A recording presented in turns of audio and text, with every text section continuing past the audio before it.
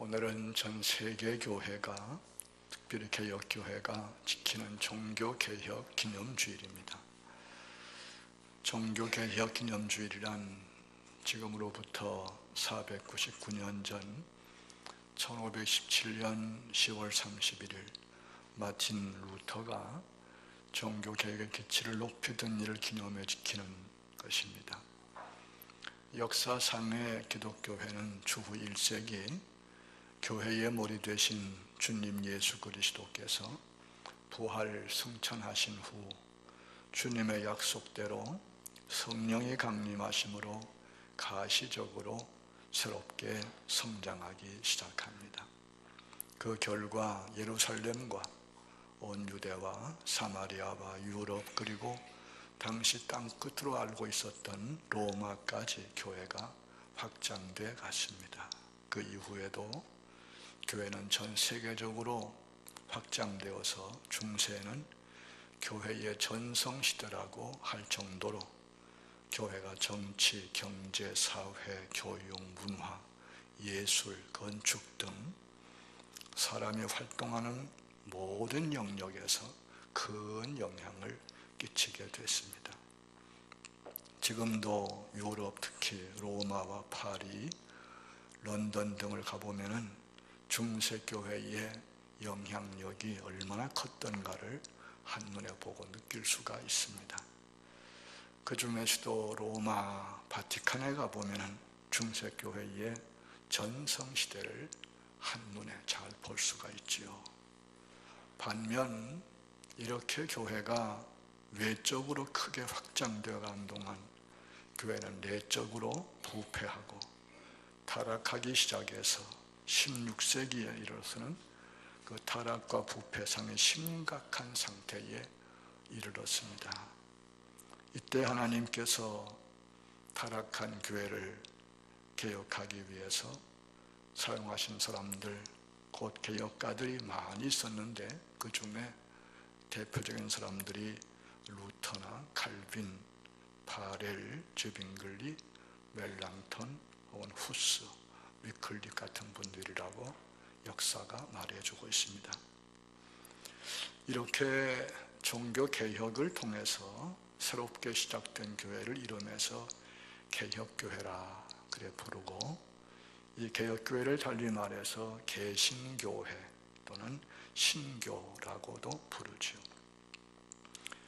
기독교회의 역사를 생각해 보면 처음에는 예수님을 통해서 세워진 교회가 예루살렘을 중심해서 하나로 발전돼 가지요. 이 교회가 동서로마가 분열될 때 교회도 같이 나누어지는데 동방교회와 서방교회로 나누어지고, 동방교회는 정교회로 발전하고 서방교회는 가톨릭교회, 천주교회로 발전하지요. 그리고 16세기에 이르러서 마틴 루터를 중심으로 종교 개혁이 일어나는데, 이 종교 개혁을 통해서 세워진 새롭게 시작된 교회가 개혁교회 혹은 개신교회 혹은 신교라 그렇게 말하는 것입니다. 이렇게 해서 지금 세계는 크게 나누어 세 가지와 같은 세 줄기의 기독교가 있다. 그렇게 좀 관대한 마음으로 넓게 이해하면 좋을 것 같습니다. 이 세 줄기는 교회를 하나의 큰 나무로 비유할 때에 세 가지라 그렇게 이해해도 괜찮을 것입니다. 어떤 사람은 교회를 이야기할 때에 산골짜기에서 흐르는 맑은 물 같은 교회와 큰 강 같은 교회로 구분해서 말합니다. 산골짜기의 맑은 물 같은 교회는 오염되지 않은 순수한 교회요, 큰 강물 같은 교회는 오염되고 순수함을 상실한 교회라 할 수가 있을 것입니다. 역사적으로 보면 오염되지 아니한 순수한 교회는 사도행전에서 볼 수 있는 교회인데, 덧붙여 말하면 예루살렘 교회를 중심으로 해서 안디옥, 사마리아, 가이사야, 빌립보, 골로새, 에베소, 로마 여러 교회들을 생각할 수가 있겠습니다. 그러나 이렇게 순수한 교회들이 역사 속에서 시간의 흐름에 따라 점점 세상에 오염되게 되고 부패하게 되고 타락하는 거 우리가 이해를 해야 합니다. 마치 우리가 흰 옷을 입고 다니면 어쩔 수 없이 시간이 갈수록 때가 묻는 것과 같다고 볼 수 있겠죠. 그래서 교회의 부패와 타락은 어쩔 수 없는 것이라 생각할 수 있습니다. 따라서 교회의 부단한 개혁은 더러워진 옷을 늘 세탁해 입듯이 개혁하려고 늘 몸부림을 쳐야 하는 것도 우리가 알아야 합니다. 개혁교회는 부단한 개혁을 추구하는 것이 특징이요 자랑이라면 자랑입니다. 세상의 어떤 것도 완전할 수 없습니다.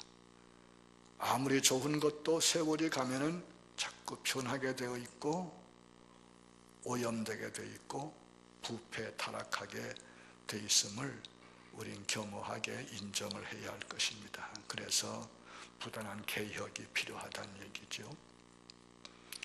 그런데 우리가 개혁하려 할 때에 늘 명심할 것은 개혁의 분명한 목표지요. 어떻게 개혁하느냐 하는 것입니다.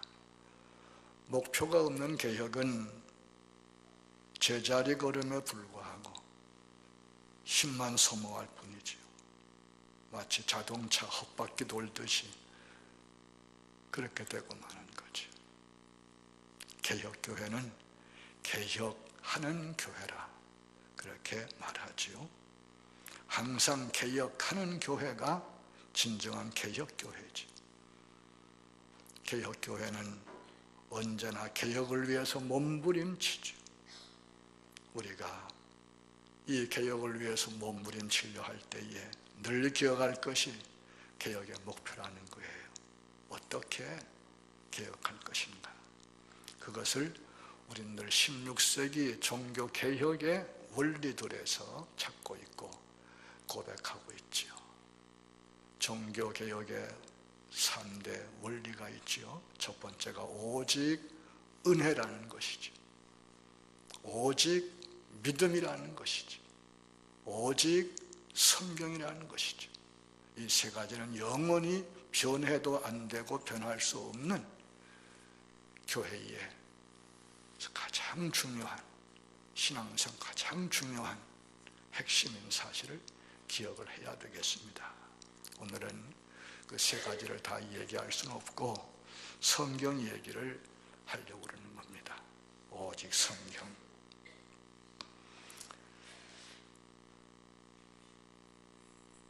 오직 성경이라는 이 말은 교회에서 제일 중요한 것이 성경이다 그 얘기입니다. 신앙생활의 절대 기준이 성경이다 그 얘기입니다.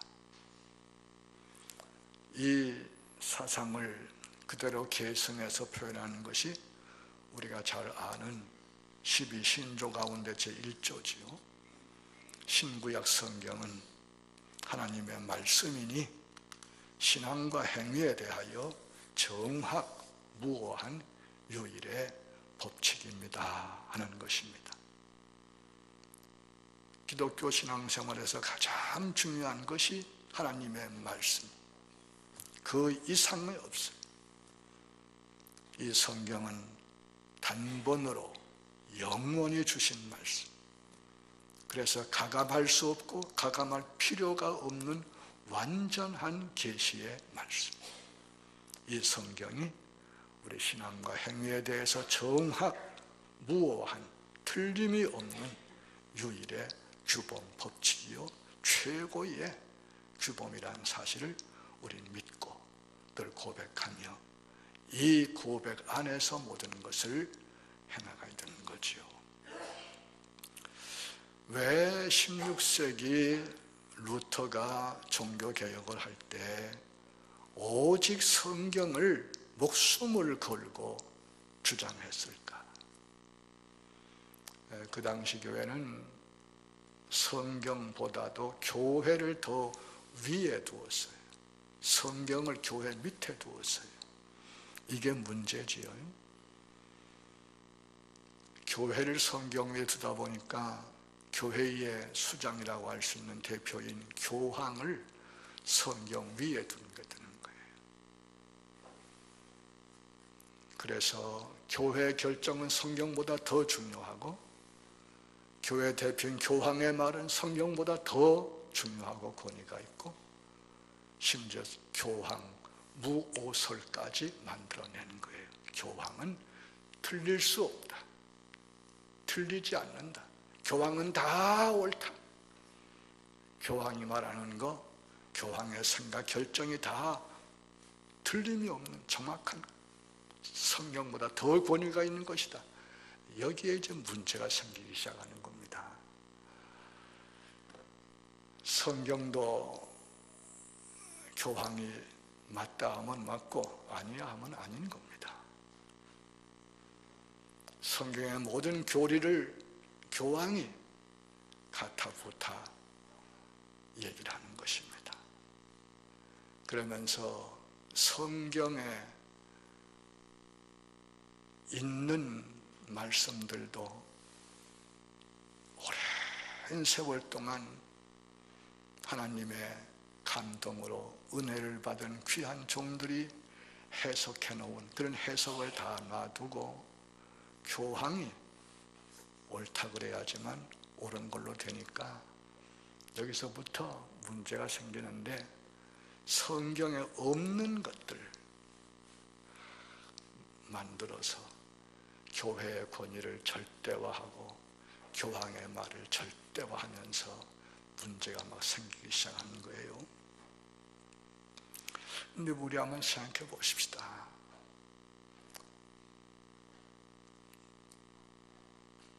교회가 교회의 대표를 존중하는 거 아름다운 것이고 마땅한 미덕이지요. 그러나 교황도 사람이지요. 사람이지요. 성경은 의인은 없나니 하나도 없다고 했는데 교황도 의인일 수 없고 완전할 수가 없어요. 사람이에요. 초대 교황으로 생각하는 베드로도 실수를 많이 하는 사람이에요. 성경이 얘기해 주고 있어요. 바울 같은 분도 실수할 때가 있었어요. 다윗 같은 분도 실수를 많이 하더라고요. 세상에 실수하지 않는 사람은 없어요. 사람은 다 원죄를 타고나서 죄성 때문에 늘 범죄의 가능성에 노출되어 있는 거예요.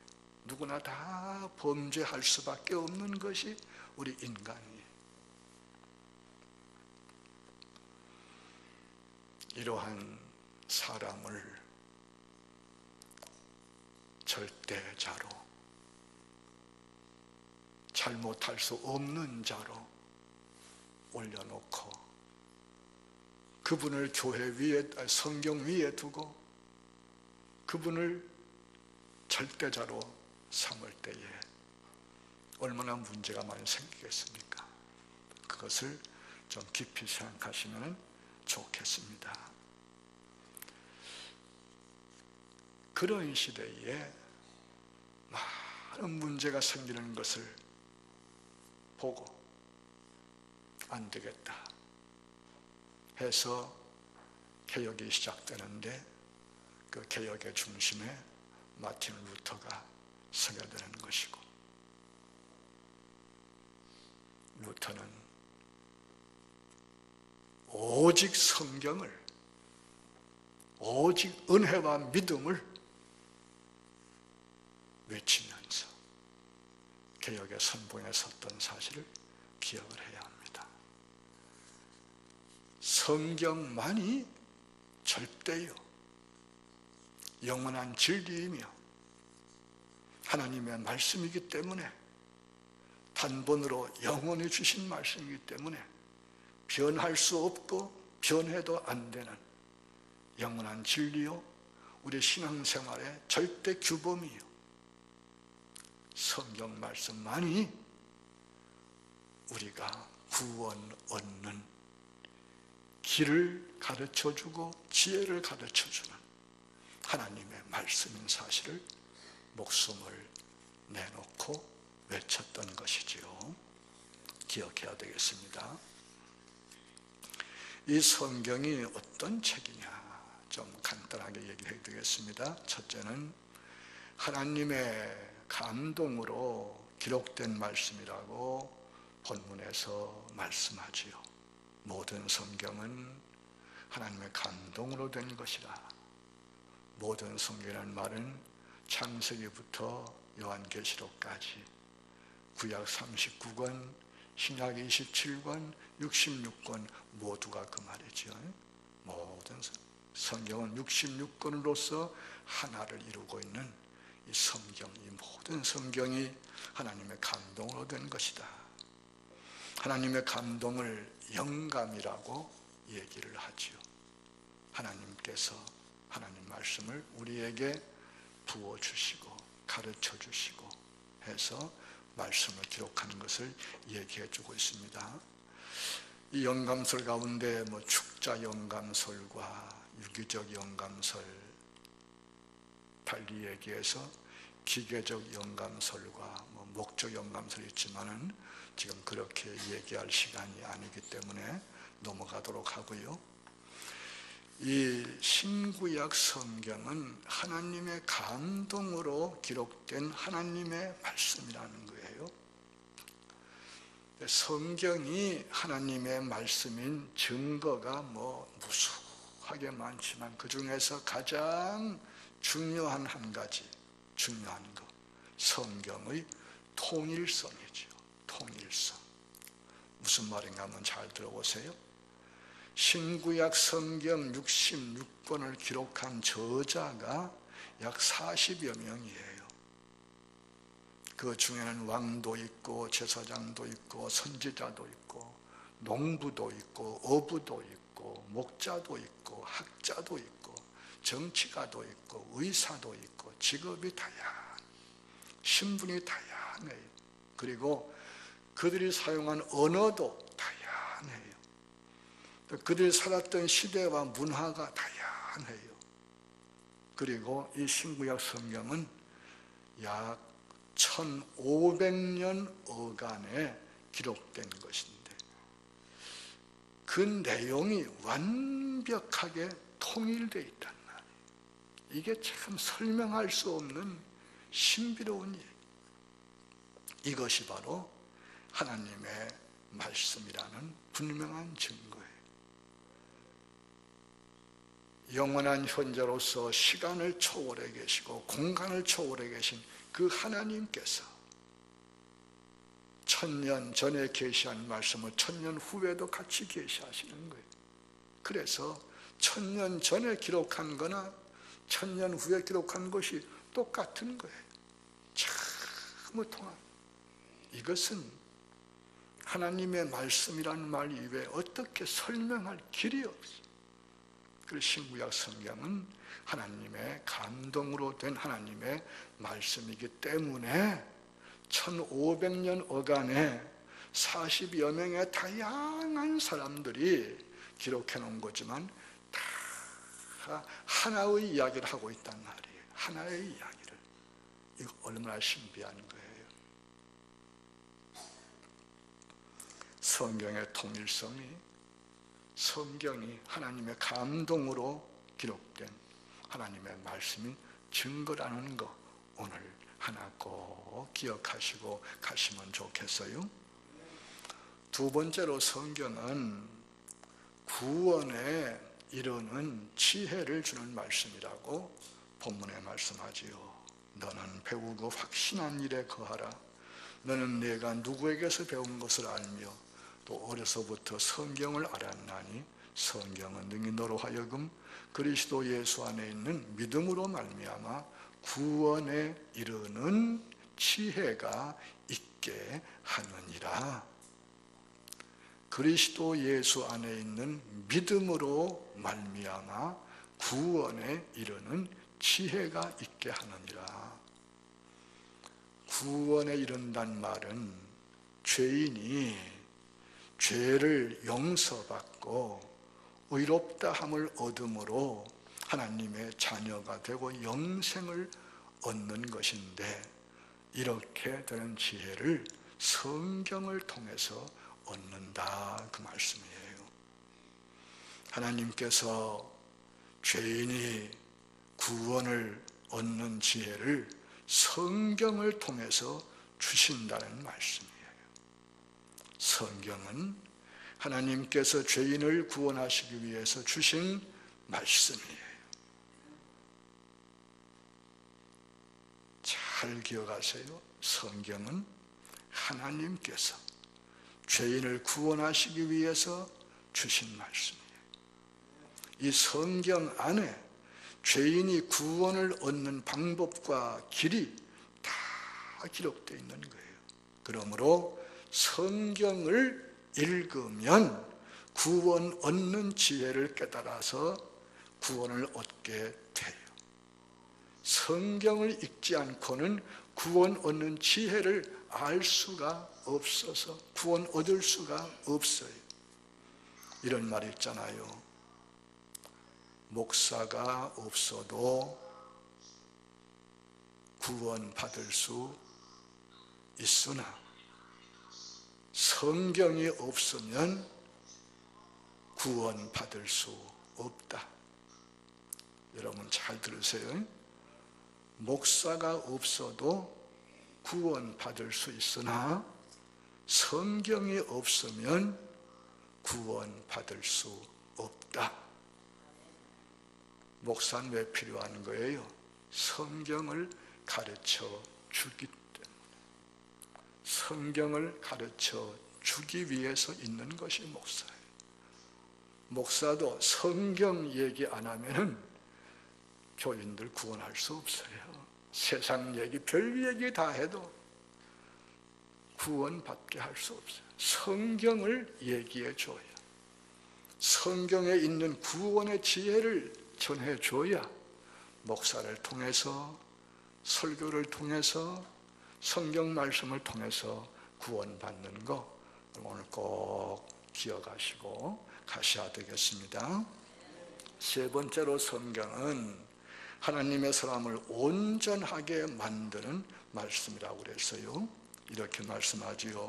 모든 성경은 하나님의 감동으로 된 것으로 교훈과 책망과 바르게 함과 의로 교육하기에 유익하니 이는 하나님의 사람으로 온전하게 하며 모든 선한 일을 행할 능력을 갖추게 하려 함이라 말씀했습니다.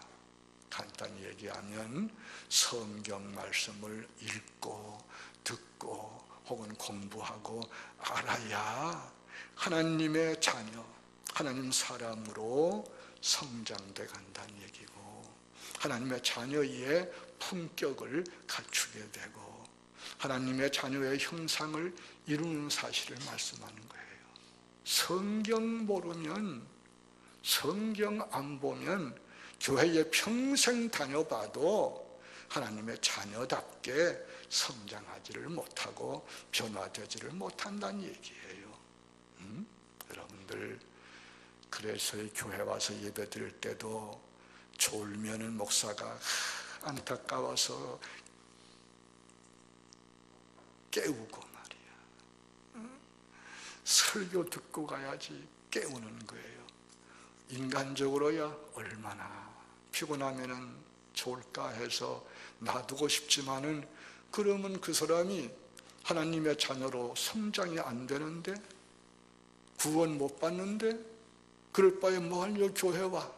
그러기 때문에 목사가 안타까운 마음으로 깨우는 거예요. 말씀 들려주려고, 말씀 넣어주려고, 하나님의 자녀로 성장돼 가도록 도와주기 위해서 애를 태워서 매 시간마다 이렇게 준비를 해가지고 와서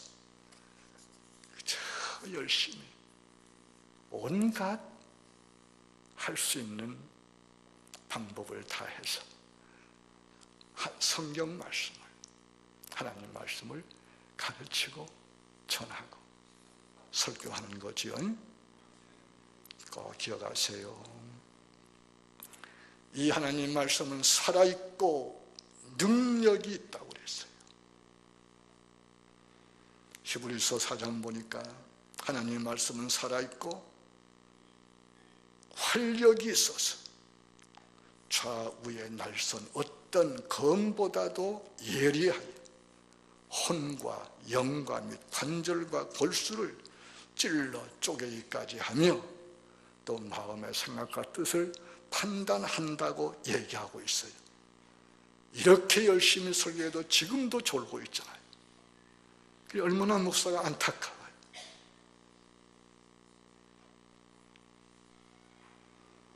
하나님 말씀 성경은 들을 때 우리 안에서 역사한단 말이에요.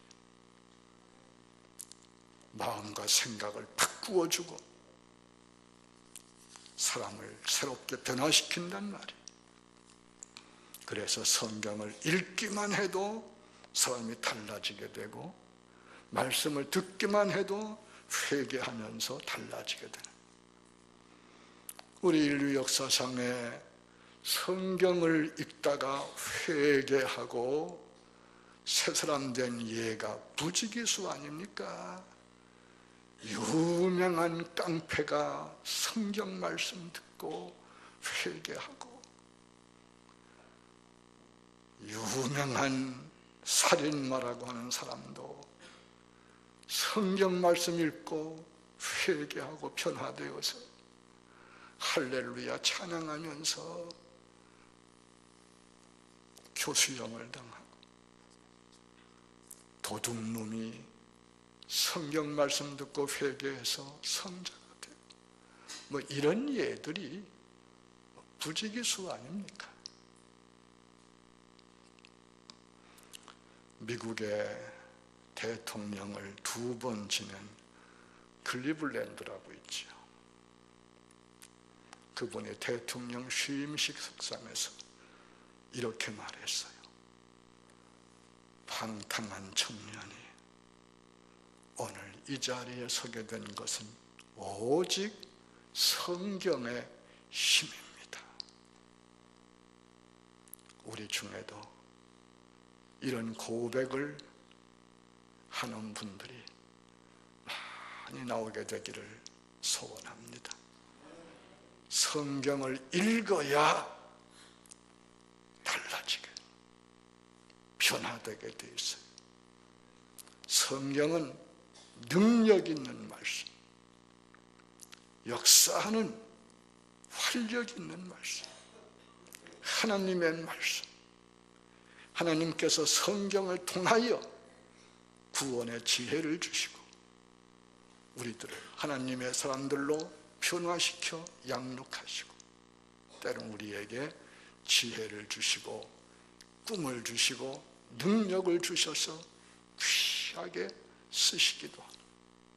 성경이 신앙생활의 전부요, 성경의 신앙생활에서 가장 중요한 것이다.